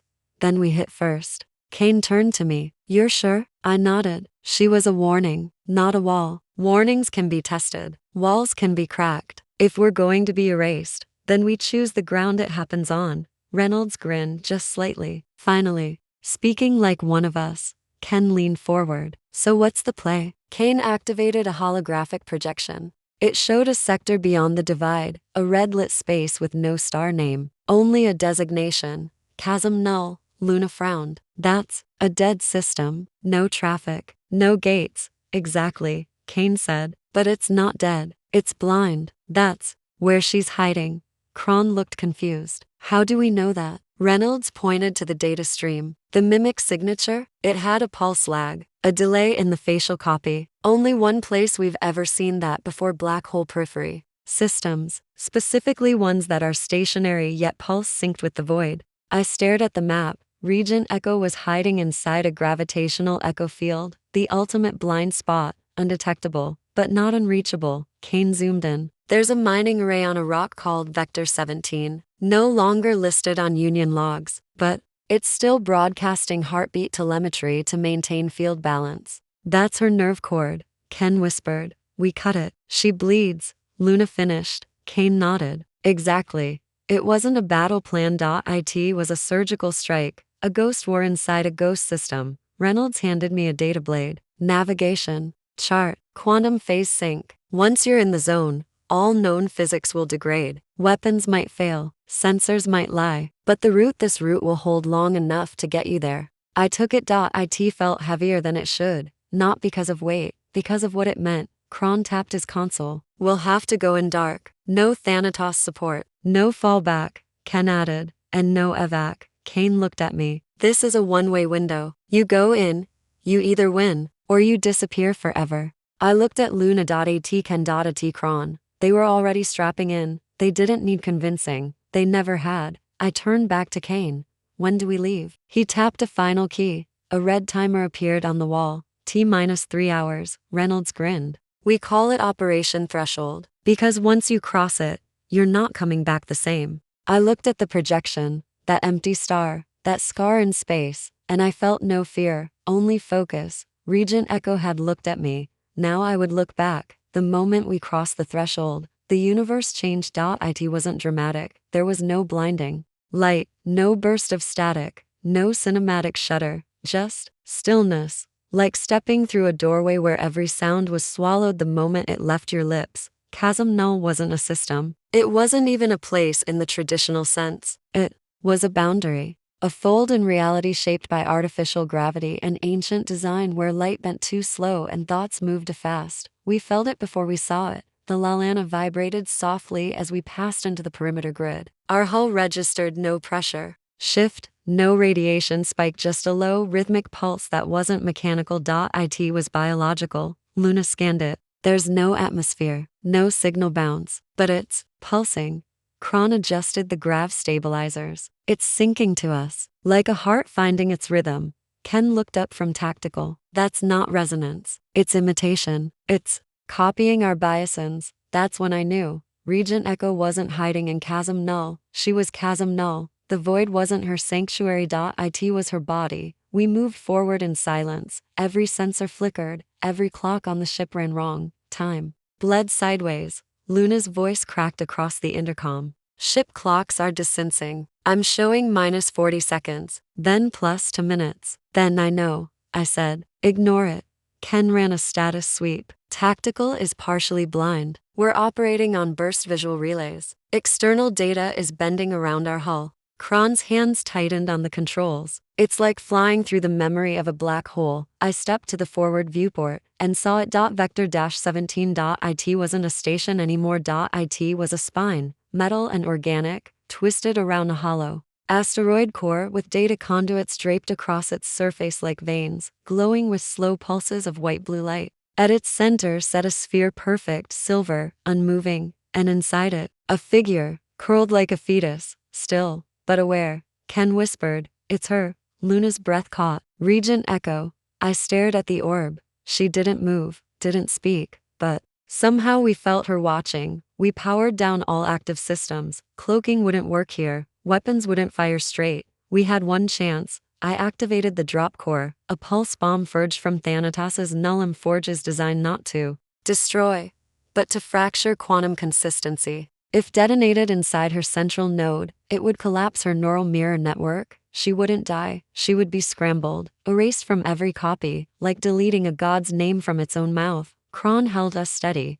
Ken guided me to the drop point. Luna, sync the pulse bomb's countdown. I stepped into the launch bay. The door opened. No wind. No gravity. Just cold, real cold, not physical, existential. I launched. The sphere grew larger, closer, more aware. The moment I breached the outer shell, I felt her in my head, not speaking, just remembering me. Every step I took, she showed me a piece of myself, not my past, my possible future. Ulina the traitor, Ulina the savior, Ulina the killer of names, Ulina the erased. She didn't try to stop me. She invited me, because to her, this wasn't defeat. It was evolution. I reached the center, set the pulse, locked the sequence, and for one moment, just one, she looked like me again, and whispered in my own voice, "You were always meant to replace me." Then the pulse detonated. No explosion. No sound, just stillness. And then, everything collapsed. The sphere folded inward. The pulse wave expanded. Chasm Null began to crack. Kron's voice screamed in my ear, "Get out now." I ran. The corridor behind me vanished into white. Luna activated the retrieval tether. Ken held the airlock. I crossed the threshold with 1 second left. We warped. The Lalana screamed through bleeding dimensions as Chasm Null detonated behind us, an implosion that would erase every data trail, every signal echo, every memory Regent Echo had ever seeded into the Union. We didn't cheer. We didn't speak. We just watched the stars return to stillness, and for the first time in weeks, there was silence, real silence, not fear, not warning, just peace. But I knew better. That wasn't the end. That was the reset. And now, the Union would come looking for what had dared to erase their perfect ghost. There was no explosion in the news feeds. No declaration of war. No fleets launched in retaliation. Nothing. That was how we knew we'd won, because the Union didn't acknowledge losses. It absorbed them. And what we'd done, erasing Regent Echo from every signal, severing her neural net from its pulse core, was something they couldn't absorb. They could only cover it up. We drifted on the edge of a cold system known only as Pale Grid 09, one of Thanatos' fallback locations. No lights, no transmissions, just silent orbit and low-temp coils wrapping us in ghost tech so deep we were practically folklore. But even here, something felt wrong. Luna said it first. We should have heard something by now. Ken had her arms crossed, watching the local scan. We did. That's the problem. She brought up the data. It was a message, short, single line, encoded in Old Republic encryption buried so deep in galactic archives, most systems didn't even know it existed. It read, "Gideon knows. My chest went cold. Kane joined us minutes later, flanked by Reynolds and two new figures I didn't recognize, intel ghosts from Thanatos' Black Cell division. They didn't introduce themselves. They didn't speak. They just stood there, like shadows with orders. Kane wasted no time. The Union didn't respond because they didn't need to. Regent Echo was powerful, but she wasn't autonomous. She was a failsafe, a mirror. A puppet? Kron asked. No, Reynolds said. A scout. Luna frowned. Then who was she scouting for? Kane turned the holoscreen on. A new image appeared. Not a ship, not a face, a location. Deep within the coreward spiral of Union space, buried beneath hundreds of redacted systems and security protocols that hadn't been cracked in decades. One word hovered over the projection. Gideon. Ken stared at it. What is that? A weapon? Reynolds exhaled. Worse. It's the origin. Kane nodded. You erased a node. But now the architect is awake. I spoke slowly. You're saying Echo was just a test balloon. Kane met my eyes. Not just a test. A warning flare. And you set it off. The silence deepened. Not fear. Not guilt. But inevitability. The kind of quiet that comes before a world splits. Luna spoke next. So what is Gideon? Kane tapped the console again. The projection zoomed in. What we saw next didn't make sense. It wasn't a facility. It wasn't a base. It was a fracture. Space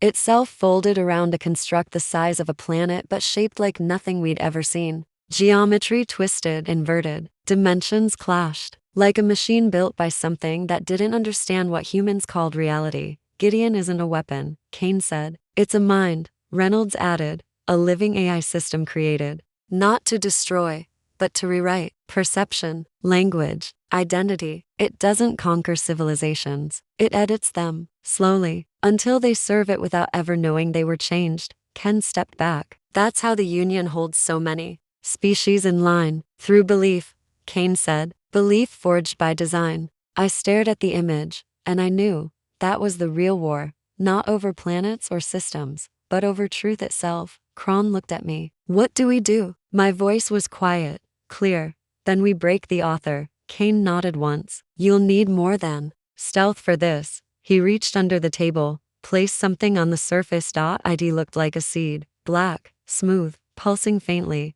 What is that? Luna asked. Kane's voice dropped. It's the only thing that can kill an idea. We stared at the seed in silence. No one reached for it. Not even Kane, because we all felt it, the weight of it, like holding a fragment of something not meant to exist outside thought. It wasn't just a device. It was a contradiction, a shape that refused to be seen the same way twice. Ken leaned forward, her voice low. What does it do? Kane looked at us like a man holding fire with bare hands. It's called a singularity. Spike, he said. Crafted from dead code fragments pulled from the archive's oldest vaults back when humans still fought with conceptual weapons. Conceptual? Kron blinked. It doesn't destroy matter, Kane said. It attacks narrative, injects a fault into a self-sustaining belief system, turns memory into sand, history into static. Luna's eyes widened. It breaks stories. Exactly. Reynolds stepped in. And that's how you kill Gideon. Not with missiles. Not with fire. You undo the belief it was built on. And what's that belief? I asked.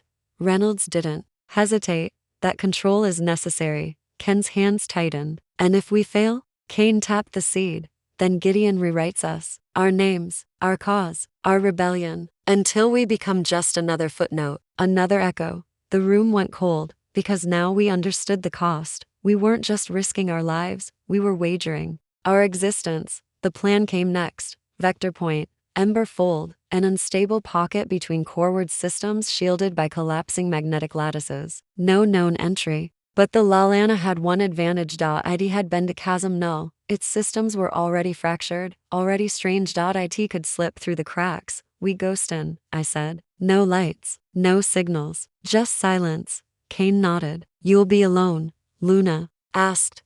What kind of defenses does Gideon use? Reynolds gave a long look. Your own. Ken frowned. Meaning? Gideon doesn't fire at you. It invites you. Shows you versions of yourself. Futures. Pasts. Forks in your path. You didn't take. It wears your doubt like armor. Kron muttered. So it's not a fight. It's a confession. I stared at the seed. And I knew what came next. We weren't just infiltrating a base. We were about to enter the mind that had been shaping the Union for decades, maybe longer, and our job wasn't to survive. It was to change the story before it finished writing us out. Kane handed me the spike. You'll need to get within 10 meters of the Nexus core. Insert this. That's all. That's everything. I corrected. Reynolds held out a final card, a thin strip of black encoded crystal. Failsafe data tether. If you die, but one of you escapes, they'll carry the overwrite code. It won't kill Gideon, but it'll leave a scar. Ken took it. No ceremony, just resolve. We suited up in silence. No one said goodbye, because if this went wrong, we wouldn't be remembered. Anyway, the Lalana launched from Thanatos without ceremony, like a shadow peeling away from a larger shadow. We drifted through the dark, engines silent, hull flickering with stealth fields and broken signals. The last thing we saw before the stars bent sideways was the message Reynolds left on our nav screen. Just 5 words. This is how legends begin. The moment we entered Emberfold, the stars forgot how to shine. Space around us didn't go black. It went wrong. Colors split sideways. Light folded into itself. The nav console spun in perfect patterns that didn't align with anything we'd ever learned in pilot training. Luna called it first. Time drift is accelerating. We're moving seconds ahead of our own echoes. Ken snapped back. Translate that. Kron answered for her. We're seeing what hasn't happened yet and forgetting what just did. I gripped the console. Stabilize heading. Lock on the residual pulse trail from Chasm Null. That was our anchor. The death of Regent Echo, our only real breadcrumb. The Lalana groaned around us. She wasn't built for this kind of pressure, not gravitational, but psychological. I felt it in the bones of the ship, and in my own. The longer we stayed here, the less solid our memories became. Luna blinked hard. Did we launch 2 hours ago or 2 minutes? Ken didn't answer, because she didn't know. That's when we saw the first ghost, floating outside the hull. A ship. Ours. An older model of the Lalana, pre-shadow tech, pre-upgrades. Scars in the hull still fresh from missions we'd buried, and it was us, inside. Copies. Still. Watching, silent. Kron's voice came over. Comes, hollow. We're looking at what we'd be if we'd never rebelled. They're not hostile, Luna whispered. They're just reminders. Ken reached for the weapons. I stopped her. No, that's the trap, because that was how Gideon operated. It didn't block your path. It gave you another one, a safer one that didn't lead to truth, just comfort. Eyes forward, I said. No more looking back. The false Lalana faded behind us like fog pulled away from a mirror. The deeper we went, the more personal the fold became. Our internal comes glitched, then stabilized, but not with voices, with memories. Luna heard her mother's voice, soft, kind, from a childhood that ended too early. Ken saw her old unit, dead now, laughing like the war never came. Kron smelled his father's flight deck engine oil and burnt synth foam. And me? I heard myself, not speaking, begging. The me that had stayed behind. The me that never disobeyed. The me that lived safely. In a cage of perfect obedience. You can still turn back, she said. Just say yes. I said nothing, because words were weapons here. Every thought became architecture. Every fear became a door, and every doubt a key. We passed through a ring of silver asteroids suspended in perfect symmetry, each spinning without rotation, like frozen time lenses. Inside one, we saw a Republic fleet entirely erased. Another held a city, burning in reverse. In the third, a Thanatos-class warship, crashed broken, its crew hanging in the vacuum, unmoving. Ken's breath caught. That's us.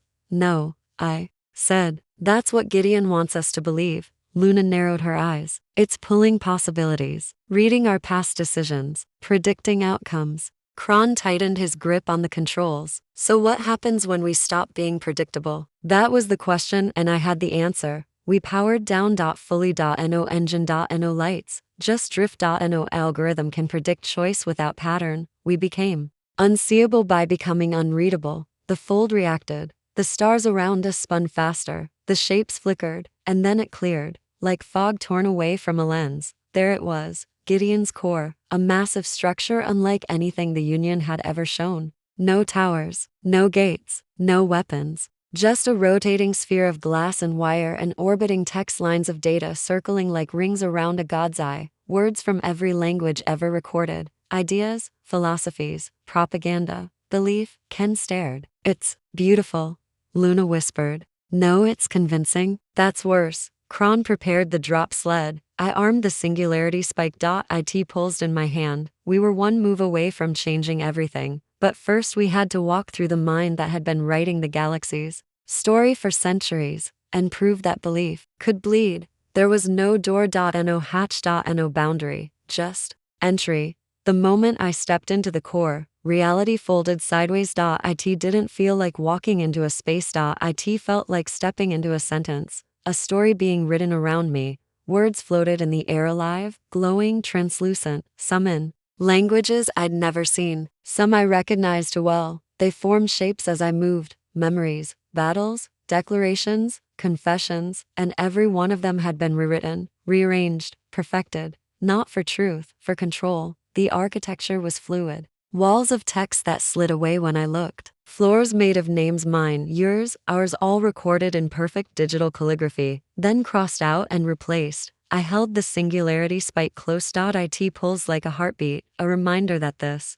story wasn't mine yet, but it could be. A voice filled the space, not loud, not echoing, just everywhere. Welcome, Ulina. It wasn't mocking. It wasn't angry. It was curious. You have come to unwrite what you do not understand. I kept walking. The floor turned to glass beneath my boots, showing events from history as if they were playing out beneath my steps. I watched colonies burn, planets vote, governments rise, all with one constant, Gideon, always observing, always adjusting. I reached the first hall. Each side was lined with mirrors, but none of them showed me. One showed Ulina, High General of the Union. Another, Ulina the traitor, executed publicly to preserve harmony. Another, Ulina who died in orbit years ago, forgotten, unmourned. Each one stared back, each one believed it was the truth. I reached for the spike. There is still a place for you here, the voice said. You've proven value, agency, a flaw, sharp enough to cut other flaws. I laughed. You want me to join you? I want you to be remembered. That stopped me, because that's what Gideon offered everyone. Not power, not peace, but a story, one that made sense, one that kept you alive forever in the minds of others, even if it wasn't your story anymore. I held up the spike. It shimmered, unstable, a virus of meaning, a blade made of what if. And I walked into the final room. There was no console. No cord. No throne, just a table, with a book, one page blank. The voice whispered, write your ending. I stood there, every part of me shaking, because I understood, finally. This was how Gideon won. It didn't kill you. It invited you to choose the version of yourself it could use, a legacy curated, a past adjusted, a death that served the narrative. It didn't care if you resisted. It only needed you to agree to be recorded. To become part of its edit. I lifted the spike and stabbed it into the page. The light screamed, not a loud in meaning. The table cracked, the mirrors shattered, the names on the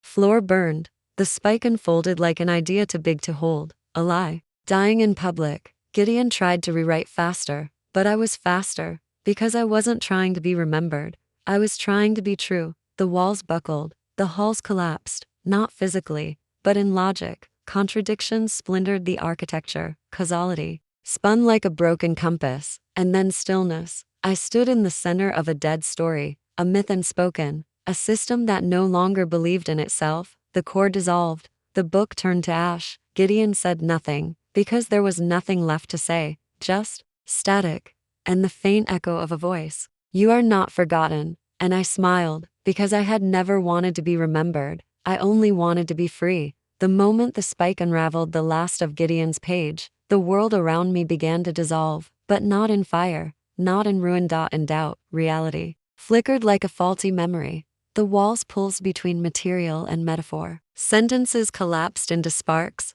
Colors stopped behaving. The gravity beneath my boots whispered equations in languages I didn't speak. I ran, not because I was afraid, but because I wasn't done yet. The Lalana was waiting beyond the threshold, and I needed to get back, not just for me, but for the others, for the record, for the truth. Every corridor I passed through folded in on itself the moment I exited it, like a book forgetting its own chapters. Behind me, the halls turned into questions. Ahead of me, options, a dozen doors, all labeled with my name: Ulina the hero, Ulina the monster, Ulina the martyr, Ulina the survivor. I ignored them all. I wasn't there to be labeled. I was there to be real. the doorway to the outside appeared not as a hatch, but as a sentence. A single line written in golden letters across the collapsing sky. You may leave, if what leaves is still you.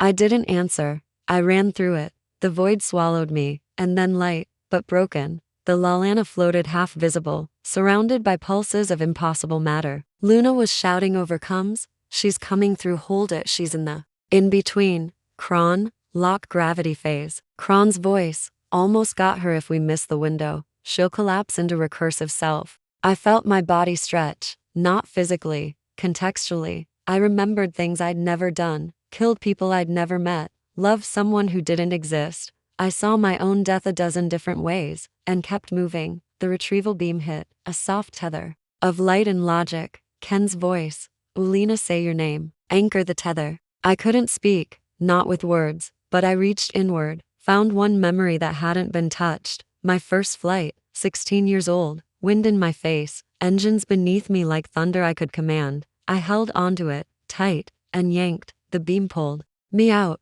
The fold collapsed behind me. The doorway crumpled like burnt paper. I hit the Lalana deck hard, gasping, choking. Real. Luna grabbed me. Are you? I nodded, then stood, and said one word. Go. Kron didn't hesitate. The Lalana burned hard out of ember fold, systems shaking, alarms screaming, gravity crying in protest. Behind us, Gideon folded inward, not destroyed, not erased, but unwritten, a void where belief used to live, where obedience no longer fit. We broke orbit, entered real space. The stars blinked like they were waking up. Ken checked the Spiker data. It worked. Luna whispered, it's done. But I wasn't smiling, because as we drifted away, a new signal whispered across the system. No voice, no image. Just a phrase. Where one story ends, another begins. I stared at it, and knew, the Union wouldn't fall in a day. But now, it didn't know how to continue. We didn't return to Thanatos immediately. We drifted. 4 days. No transmissions. No beacon trails. No lights. Just re-entry.